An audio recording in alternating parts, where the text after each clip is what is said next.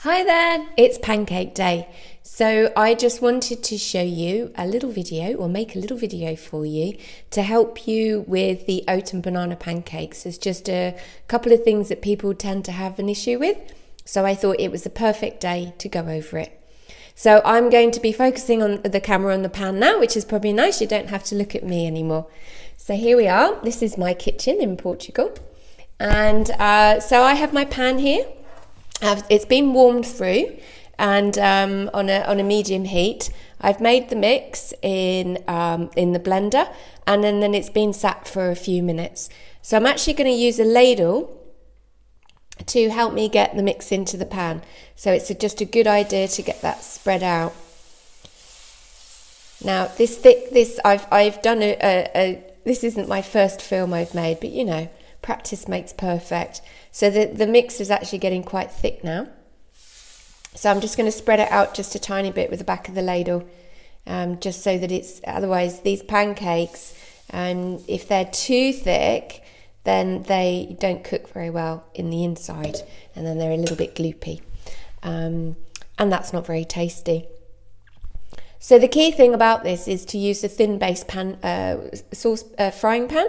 Back in the UK, I have my crepe pan, but I don't have that here. So this is quite a thin frying pan over a medium heat, and the pan has to be well heated beforehand, so you can hear that sizzle as the mix went in. Then the other key thing about it is really to leave it alone until the surface is covered in bubbles.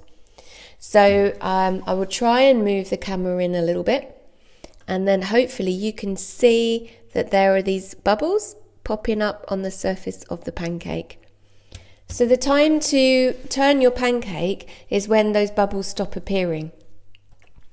What they're doing is the raising agent, there's a little bit of baking powder in there, and the raising agent is just helping to create some air pockets on the inside of the mix, and so that's actually helping it to cook as well.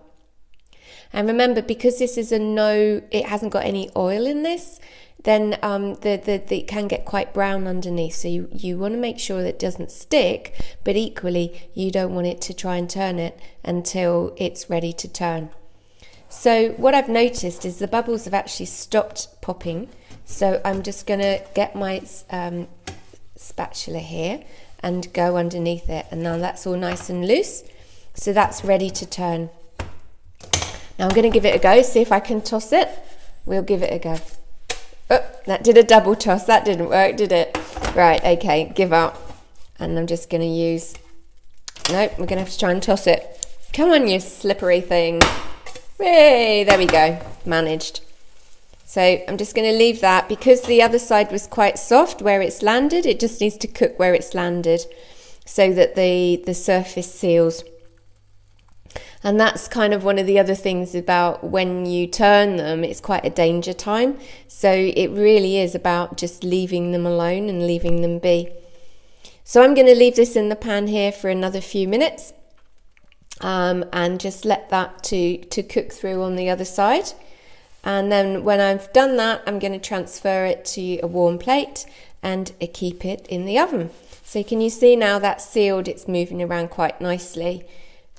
But once I squodge it down, I can see that the mix is coming through, so that's going to need a little time to cook. So another few minutes. So that's it. So the key three things are to make your mix and leave it to rest for it to thicken up a little bit, to use a medium heat, to use a thin based frying pan, not too thick, and then once you put the mix in, to leave it alone until the bubbles have stopped popping, and then it will be ready to turn.